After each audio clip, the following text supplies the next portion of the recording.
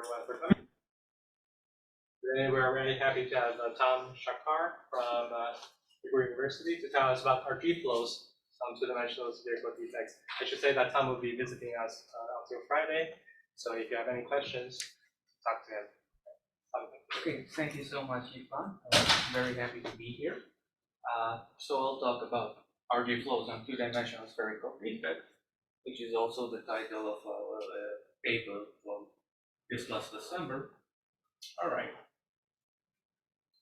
So I'll give a very brief motivation, and I'll review some recent developments, then move on to talk about entropy functions, basically, and various aspects of them.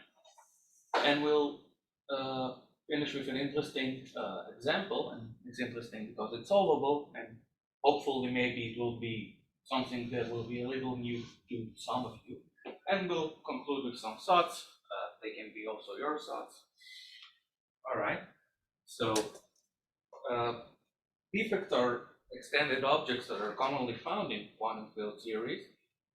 It's a very large class of theories. It can be basically any field theory with a boundary, an impurity in a metal, grains, or basically your favorite example depending on your discipline.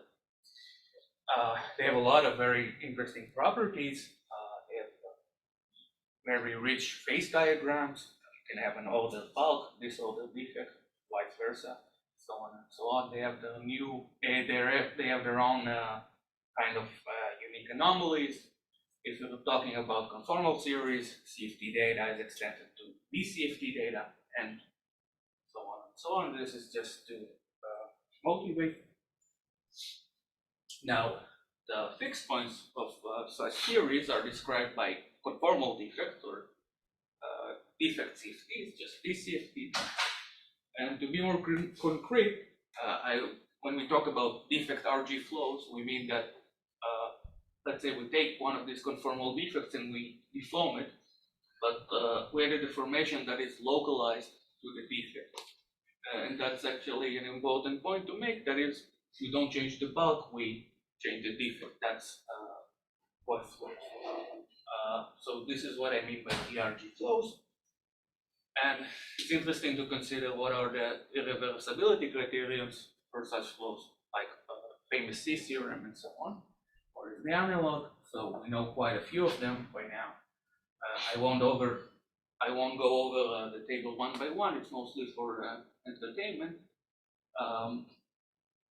But for instance, if we want to consider at least two of them on the same, try to consider two of them in the same footing, let's look at is G and B, which I'll go over in a slightly little more depth. So what we can do is consider spherical defects, just a circular defect, or 2D sphere. And we know that for Euclidean theories, the free energy of such defects have universal terms that appear inside.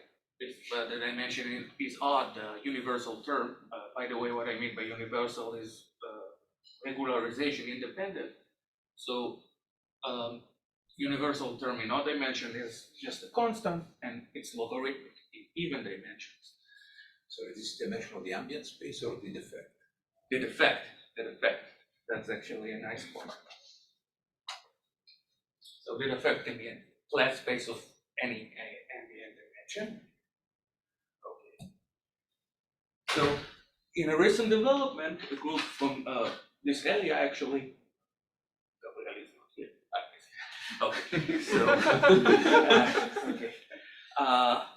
have generalized the G theorem, which was known for many years in 1 + 1 dimensions, into general dimensionality. So, because we're going to follow up on this technique, I would like to say a few more words before we continue with that. So basically, at the fixed points, we only have one scale because the series is conformal. We have the radius of the defect.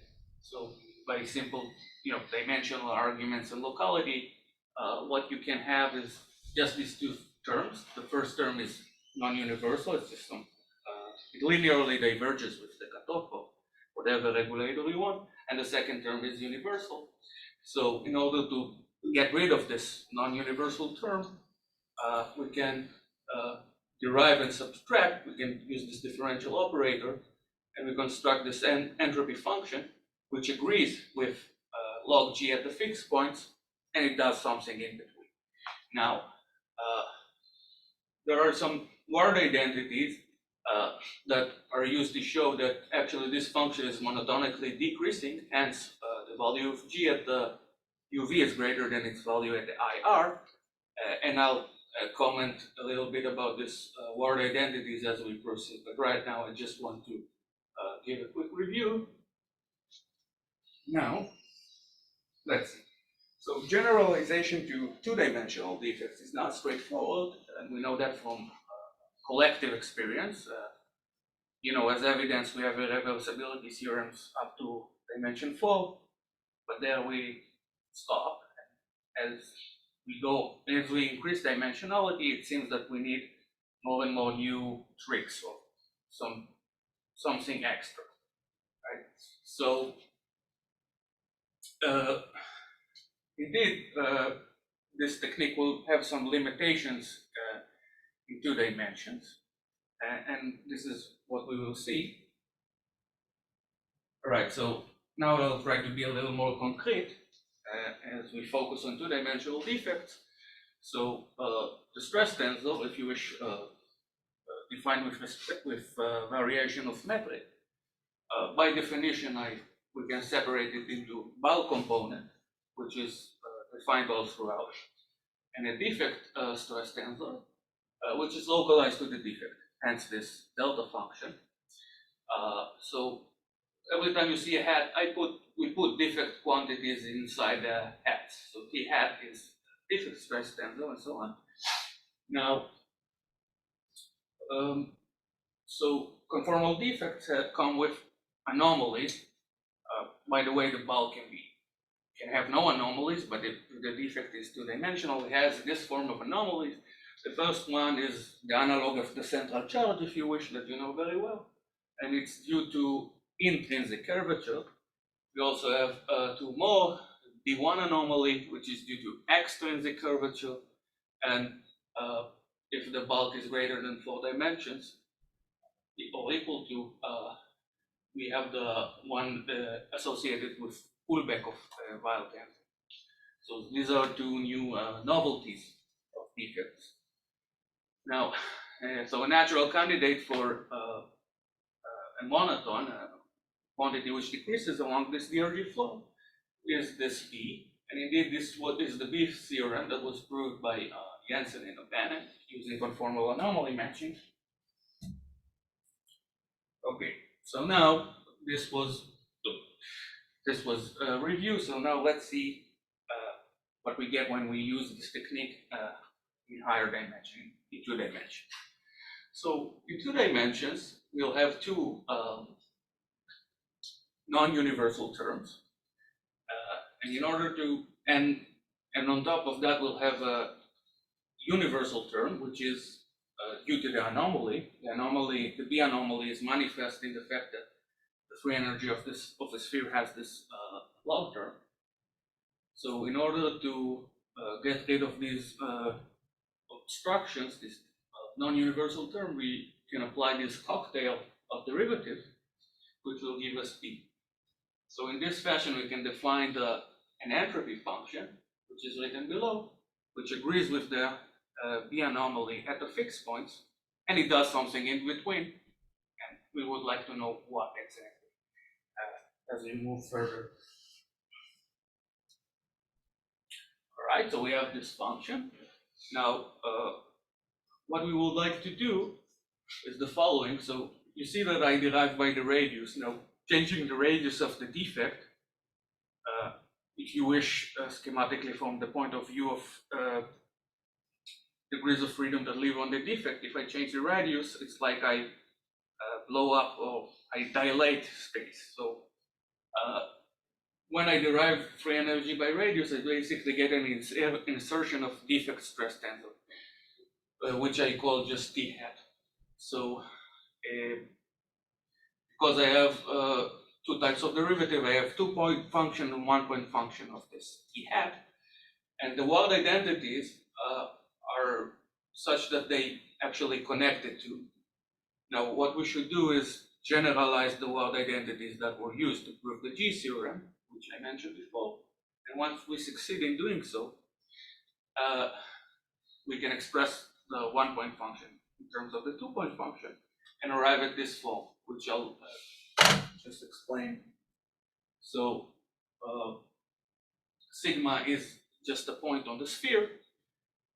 So I call sigma equals 0 the south pole, and S of sigma is just, then you see this chord which connects the south pole with this point on the sphere. So S of sigma is just the length of this chord. So basically, we can express this two-dimensional entropy function using the 2-point function weighted by this positive S squared.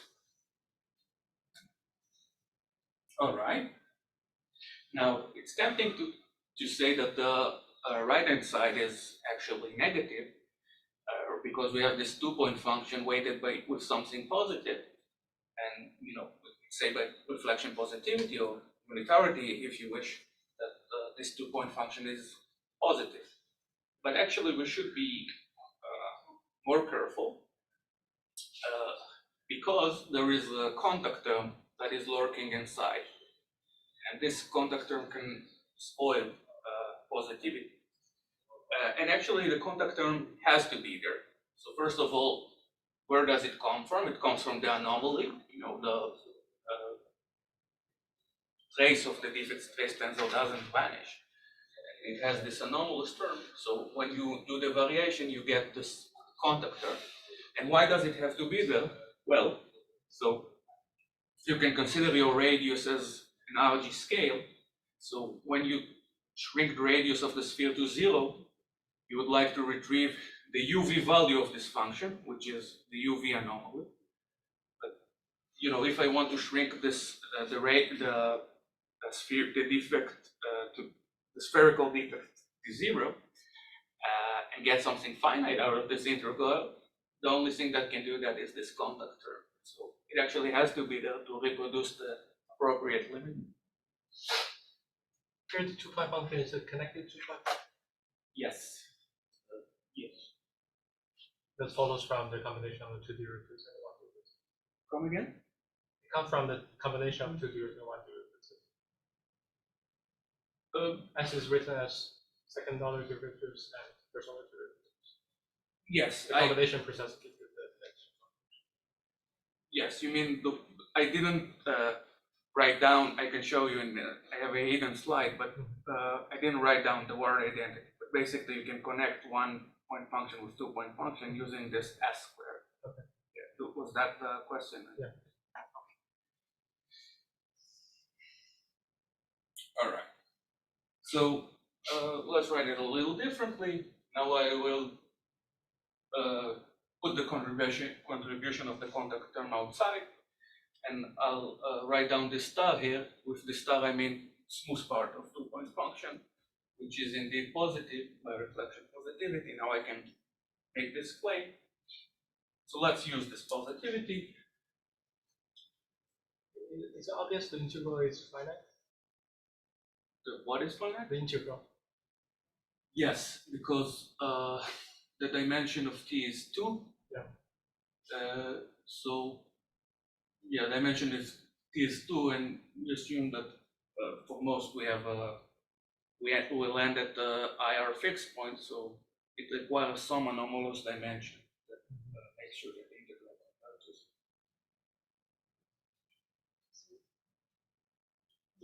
But when you say this contact term, you have to be careful of how you define the substance, right? If it's either sourced by the dilaton, expressed dilaton, or by the matrix, right? Yeah.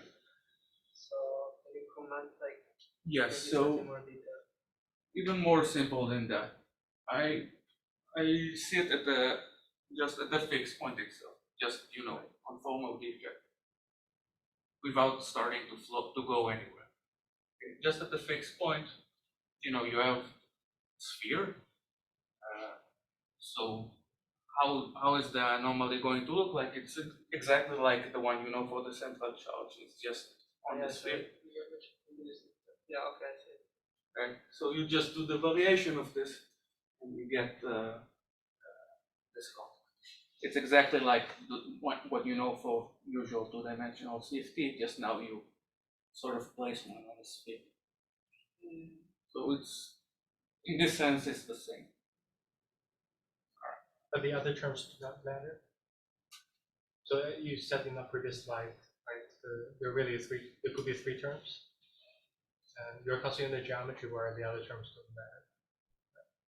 Yeah, well, for instance, I consider, you can write your stress tensor as UV component plus corrections that come from your deformation. So this is basically what I write here. The UV piece is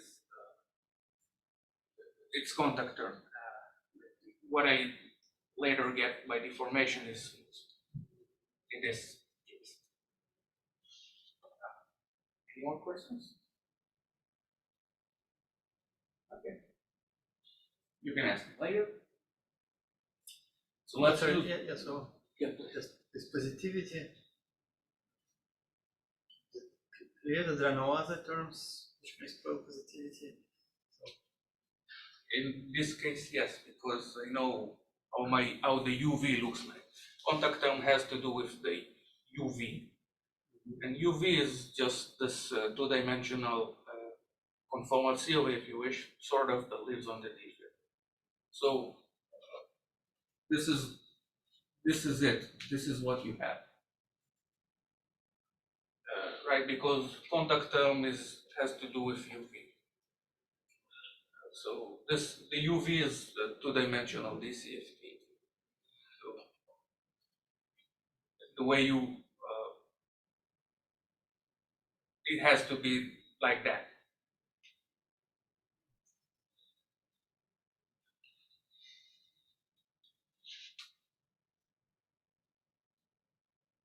So Jensen abandoned actually, in this slide, Jensen abandoned actually had almost exactly the same rule. I mean, That's correct. so would have I guessed this sum rule by conformal transformations? There's some rule because they're just an interval in flat space. But in your way, it's clear that not to worry about infinite divergence. There is Right. to think about that. So yeah, in Jensen and O'Bannon, instead of s squared, you have x squared. Yes. It's just flat. And this is exactly what you get. It's the exact same sum rule. When I use this positivity and looking at limit, I don't know if you could anticipate the sum rule. It actually it's a very old sum rule. It appears in many places. Just also applies for defects. I don't know if you could anticipate it, perhaps.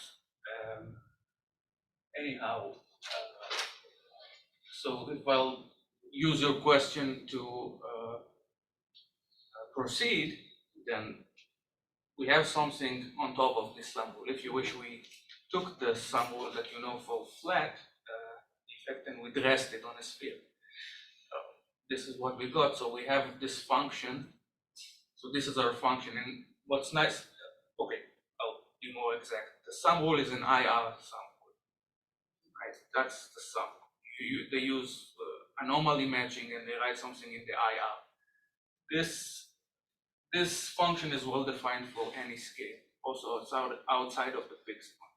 So you get something extra, which is some function which interpolates between you anomaly values, which is new for this case. So understand, like, there's some rule such that I take the limit to infinity inside the integral. Well, That's what this I take but here I take this limit only to get BI out. Yeah. So, I understand. Your is more general. I understand. So it's it's called inspiringly it's called the strong version because it's not only in the IR. how is this this S entropy related to the this S C-like or S-like function that Castaneda and Toronto came up with in the entropic proof of defect? That's a great question. I'm not sure. Well, I mean, you know, this is this kind of Cassini functions. We also know them not for defect, just in the general case. And in general, you can have more than one interpolating function. Now, are they connected? Not necessarily. In this case, I don't think they are actually. I think they're different. So, I mean, if we could find one function which is a gradient flow, that would be super, but it's very hard to actually find something like that. So we have a lot of candidates. What's nice about this function that it's more easy to compute. I think it might be more difficult to work out concrete examples of this relative entropy construction.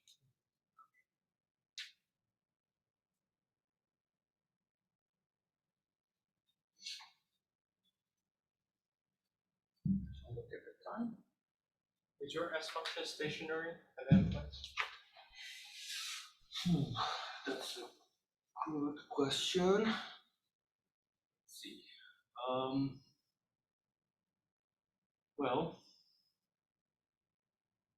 yes, in perturbative regime they are.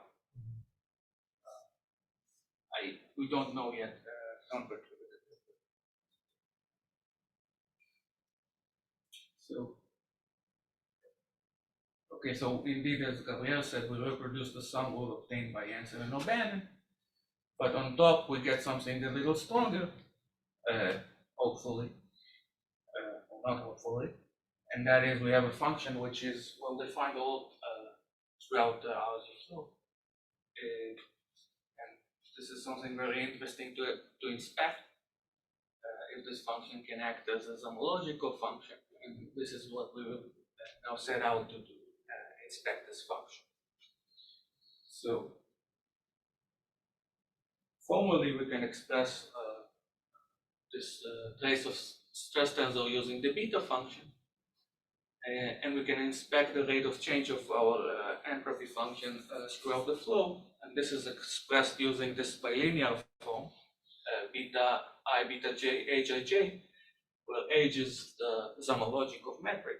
Now, if the homologic of metric is positive definite, then the right-hand side is negative, and this function is monotonically decreasing. So, for this scenario, this is how the homological function looks like. And this may be a little misleading because I wanted to write something small enough to fit inside the slide, but we might miss out that it involves also 2-point functions and also 3-point functions, because when I derive by gi, I get an expansion of oi. So the upshot is that this expression depends on 3-point functions. Now, 3-point functions, unlike the 2-point functions we talked about and reflection positivity and so on, 3-point functions don't have any strict positivity property, so it's kind of hard at this point to claim something formal about the monotonicity of this function.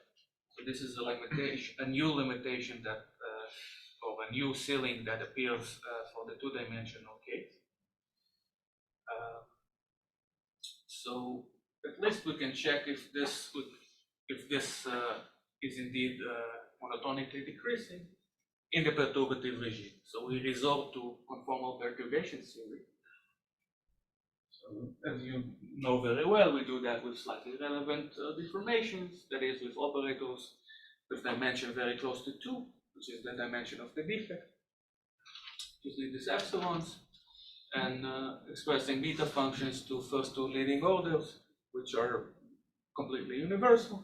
So let me give you 2 results. The first result is this one. So if we take just a single deformation, we find indeed that the change in B is negative, and it goes like epsilon q.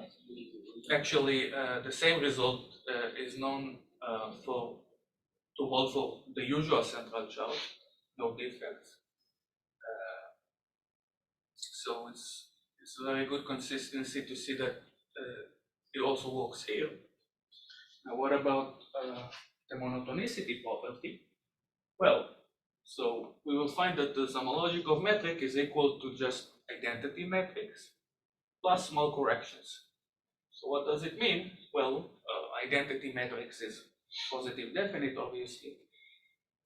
So as long as we are in a small environment of this identity matrix, monotonicity property holds. And actually, if I want to spoil positive definiteness, I need to go in perturbative sense far away, or if you wish, by definition, I need to go away from the small environment of this identity matrix. I need to do something in this definition non-perturbative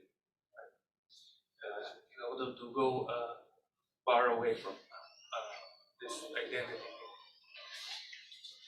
This delta V in this case is the same integral, right? Like that it is for usual conformal perturbation theory for. Yes, it turns out. Okay. It turns out that yes, that's the.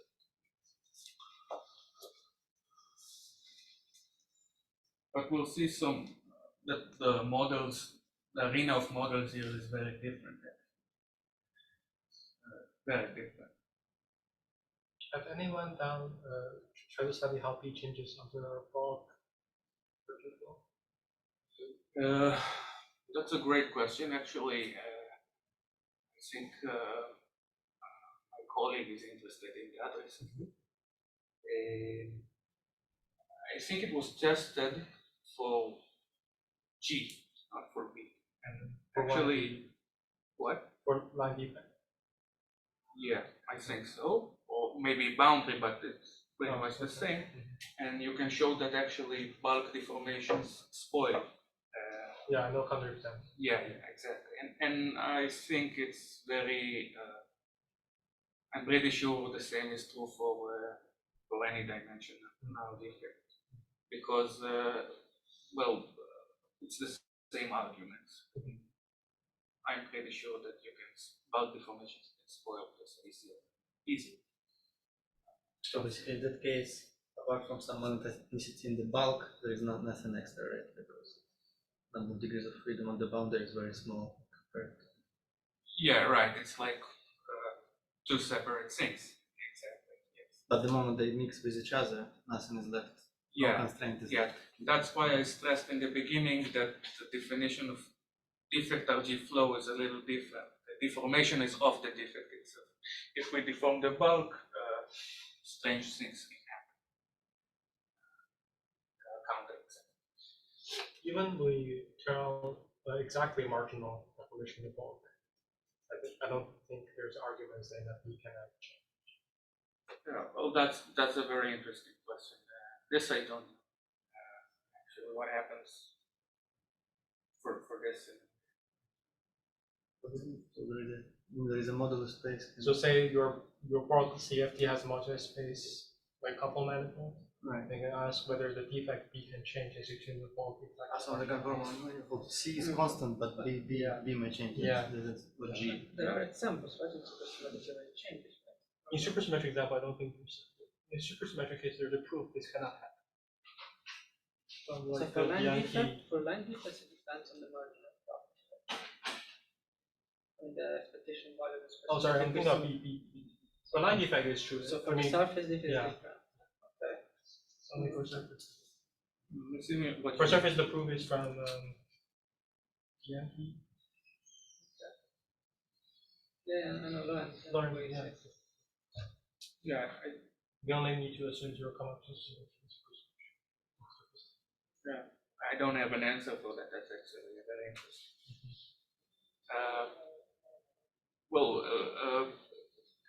Just to complete this discussion, if we're talking about marginally relevant deformations, but on the defect, not on the bulk, and we want to do perturbation theory, then we have some challenge here because to compute the homological metric, we need to go to order g to the fourth, and that already includes computation of 4-point functions, which are we know less about.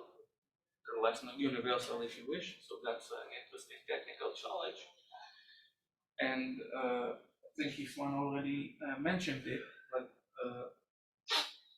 recently there was a different construction of such functions to this interpolation using a very different way of thinking, goes using some quantum information techniques, some functions which are defined using relative entropy and so on.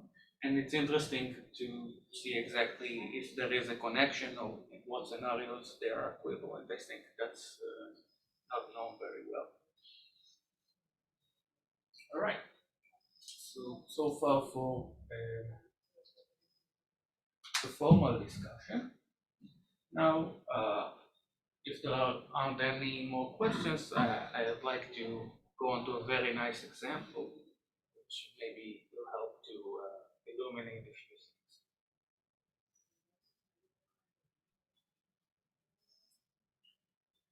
So this naively may look super simple, but there are a lot of hidden gems inside. So I want to talk about massless scalar fields, where we basically introduce a mass term, but we do introduce a mass term only on some sphere of radius r. So our sphere is just, some, I put a mass only on some shell in my field theory. Right? So what can we say about that? Well, so the in 4 minus epsilon dimensions, the dimension of phi squared is just phi squared is just slightly relevant. So we can use our perturbational results, and we get the following for PIR. Obviously, in the UV there's nothing, in the IR it flows to this value. But because this series is Gaussian, it's one loop exact, you can compute the partition function exactly for any value of epsilon, and it was done very recently by people from here, this area of East Coast, and this result is actually exact for any epsilon. Okay, also epsilon equals 1 and so on. That's actually an exact result in epsilon. So to see some remaining parts of the picture, which maybe it's harder to see going with the epsilon expansion, let me take a slightly different approach, which I think is nice.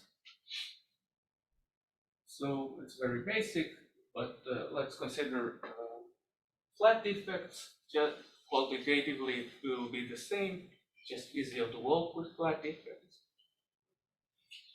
So, well, it's a Gaussian series. All we need to know is the spectrum of the operator that defines it, and that's basically this Laplacian plus this delta function interaction, if you wish, in the transverse directions.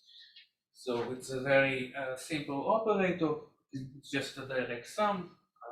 The eigenmodes are just plain waves in parallel direction, and some function in transverse direction, which I call psi of k. And this psi satisfies the Schrodinger equation in d minus 2 dimensions.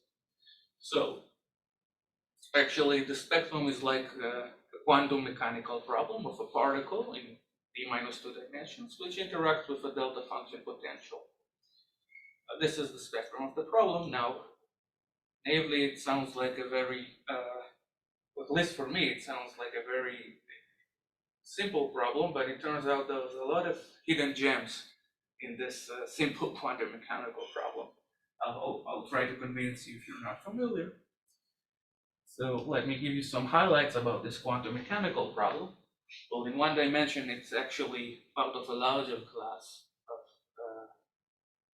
interactions.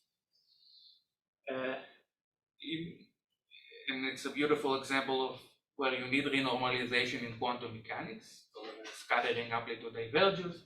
So, for instance, in 2 dimensions, or in our language, 4-dimensional field theory with 2-dimensional defect, your coupling is dimensionless, but you will have to introduce some scale dynamically. And even more so, the process of renormalization actually breaks down the unitarity of this theory. Dimensions greater than 3. So I won't review this problem, I'll just go along some of these lines in the context of what we find interesting in the context of this talk, which is the B theorem and defects. So, for instance, it's interesting to ask what happens at epsilon equals 0 or exactly 4 dimensions. So at epsilon equals 0, we would say that the series is trivial. We need to tune G to be 0.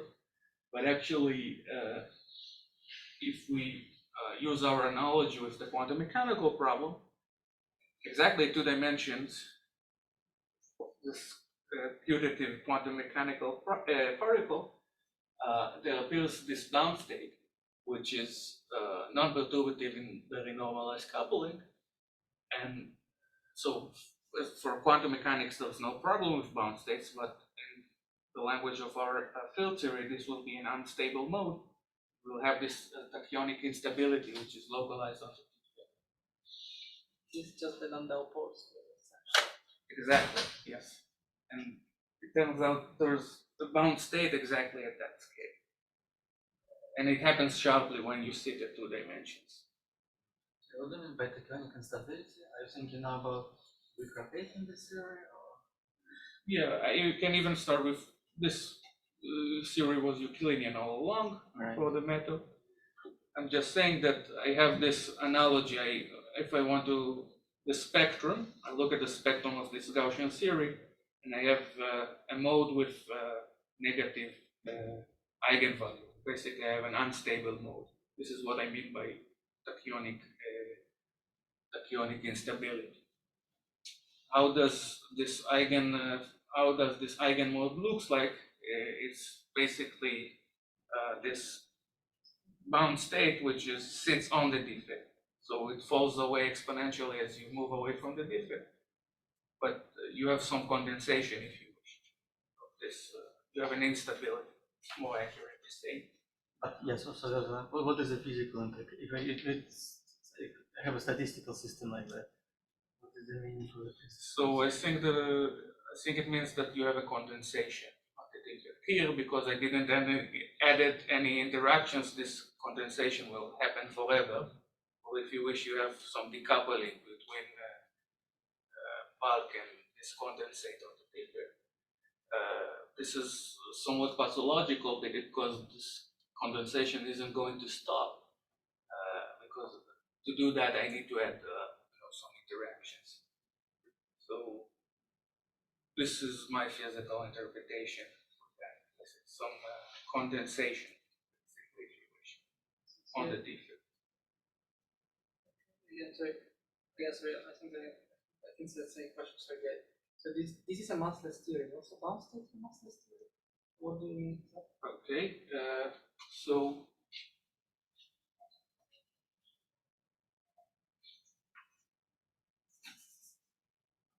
we have phi, which is the I, K, let's break our momentum to parallel components to the defect and transverse. So transverse, parallel is just a plane wave, and you have bound state wave function in transverse direction. This guy is proportional to e to the minus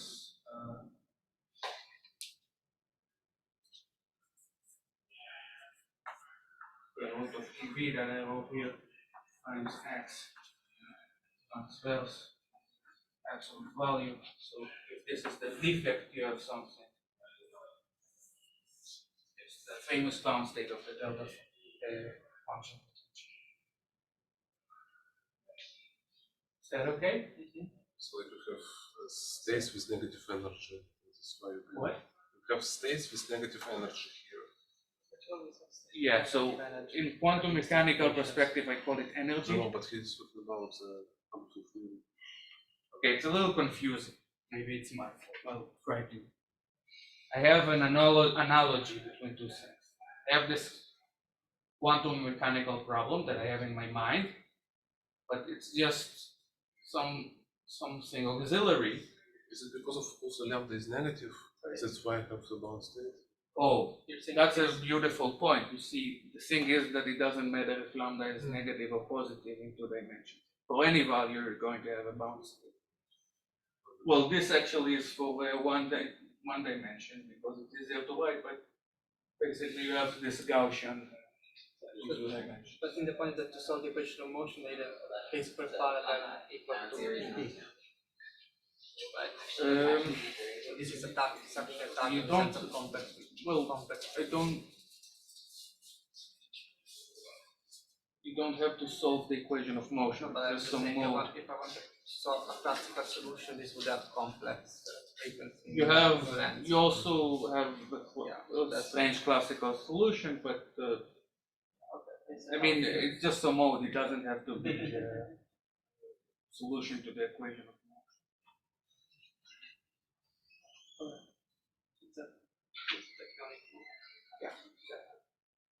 Well, from a Euclidean point of view, just it's a Gaussian integral, right?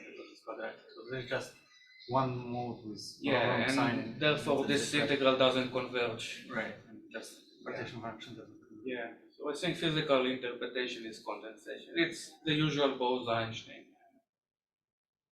condensation. Just doesn't stop anytime because I didn't add any interruptions. You have an interaction, right? It's lambda sort of a. Right, I mean, how do we get the proper condensate? We need this also phi to the 4 or something like that. So here it's just a decoupling between the two quadratic sphere. Yeah. Yeah. That's my take at basically of this system. So another interesting thing that we can talk about in this example is, do I go up or down? No. Okay, we will here. So this is d equals 4. Another interesting thing we can talk about is d equals 3 or epsilon equals 1. So again, quickly review it and say something interesting about this model.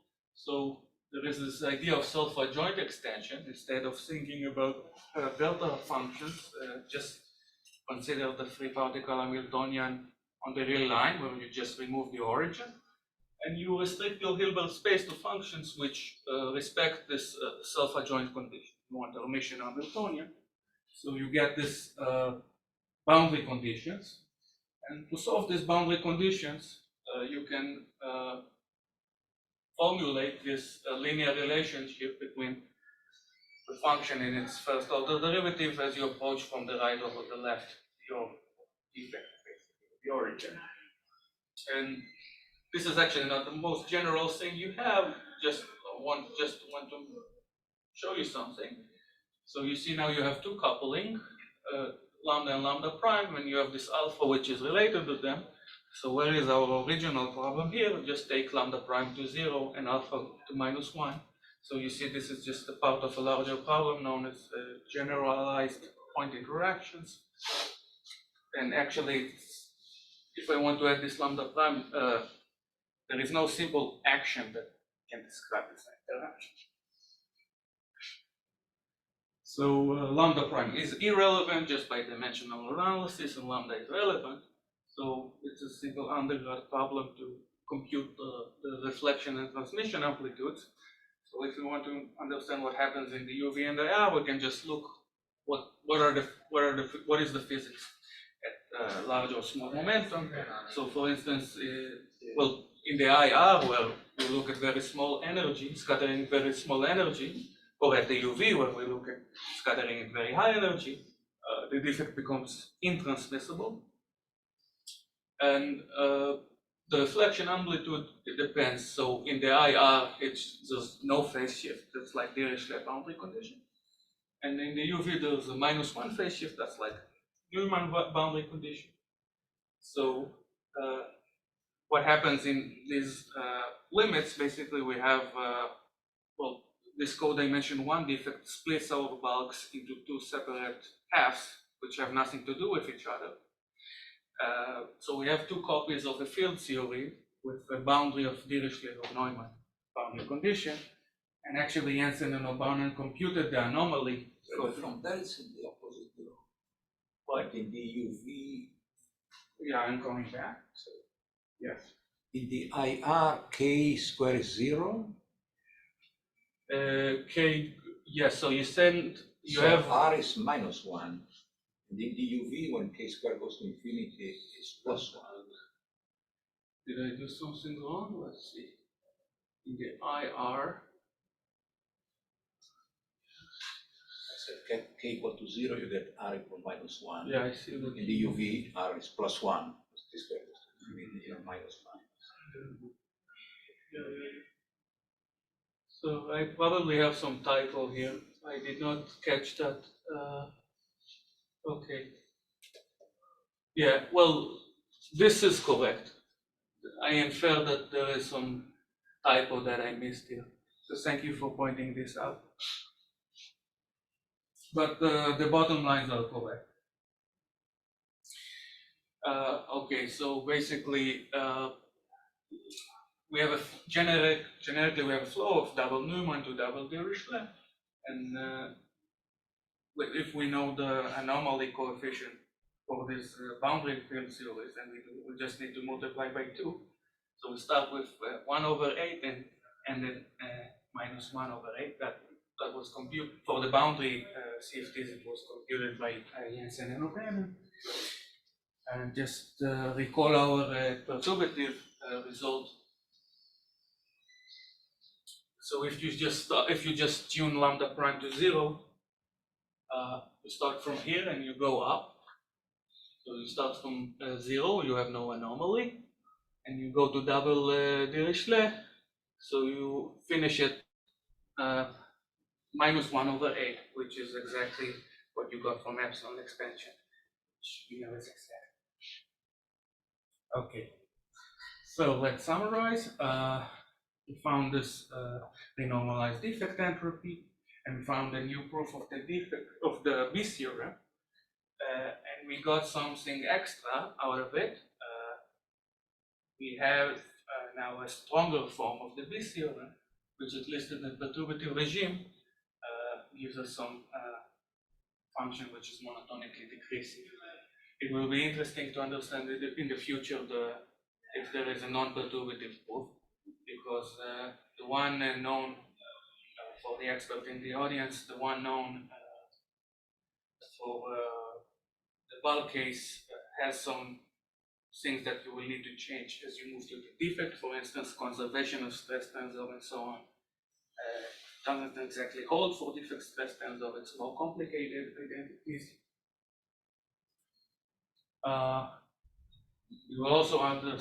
It will also be interesting to understand how it connects with higher dimensional irreversibility theorems like defect F and defect A that were proven using different techniques. So it will be interesting to understand how these entropy functions relate to them, what conditions, what we can learn basically in higher dimensions. So I will skip the last part, so I will just thank you at this point.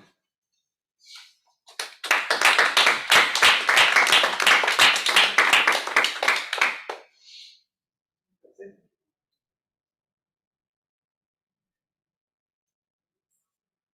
So want to ask for the last comment? No, answer the So can you elaborate on the last bullet point? The one I didn't talk about. Yeah, of course. Yeah, I'm having. Yeah, This sounds related to like similar puzzles that arise in the context of G theory, where there's symmetry breaking. So actually, I wasn't sure how much I'm going to talk about this condensation, but actually we did talk about it because there was interest. So actually, maybe I should reason it. So what I have in mind is the following. So consider the former example. We had this example of epsilon equals 1, right? We had this defect. So what happens if your lambda is negative? Basically the same, but now you also have these two copies of Dirichlet, but now you also have a bound state or a tachyonic instability. So you would say that I can't really say anything at that point because I have a non-unitary theory. But actually, if I saw away this tachyonic sector, this theorem is still true. The sign of lambda doesn't matter. Either if lambda is positive or negative, I flow to double Dirichlet. What matters is that I have this, if lambda is negative, I have this additional instability on the defect, but it's localized there. So if you look at, if you're really interested in degrees of freedom which are extended in the bulk, you don't care. This theorem is still true. So if you can, do some refinement, that can be super interesting, I think. But this procedure of throwing out this tachyonic sector, that you can do only because the series is Gaussian, right? So Right. That's why I'm not entirely sure, but it's a thought. I mean, with the particle potential, the flow is very different. If you have the particle in the bulk, you look at the Right. So quartic potential, which is positive, the theory is unitary. You have a screened phase. The defect is screened by some power law profile. The field requires a verb, right? So indeed, it depends. But once in scenarios where you have decoupling, I would say, when you have decoupling between something that lives on the defect, some condensation, and the bulk, so in the coupling scenarios, maybe you can extend this theorems. That's what I have in mind. Like this one. So maybe it can also happen for interacting theories. So you have some sector that decouples. Do you have examples where the bulk is interactive and this behavior can run? Not yet.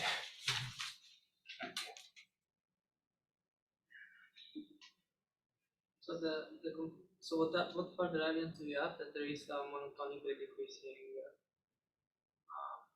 function or generalized function? In what case? Well, the conformal perturbation theory example you studied is bound to work because even for in 2D field theory, it's the same calculation. And then we know from the topological theorem that it must work. So is there something which is independent check or something? I see. Let me think for one moment.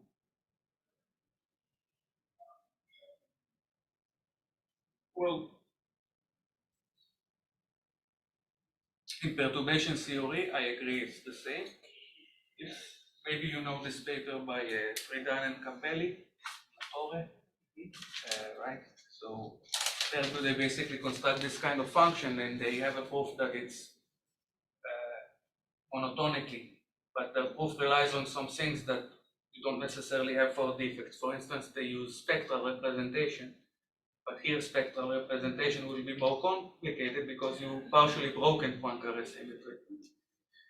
So you see, you need more sophisticated tools, I would say, if you want to go non-perturbative, and that's where it differs from defect and no I defect. was asking about examples. Sorry, so I didn't. I was asking about evidence. Like, did you know example where this B function is not monotonically decreasing or something? No, I don't know such an example. I would, yeah. That would necessarily be something non-perturbative.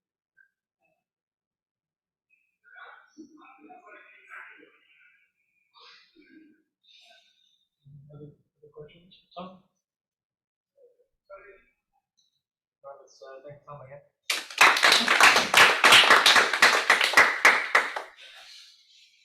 Thanks, Ivan. Yeah. I hope it wasn't too dull for you. No, it was,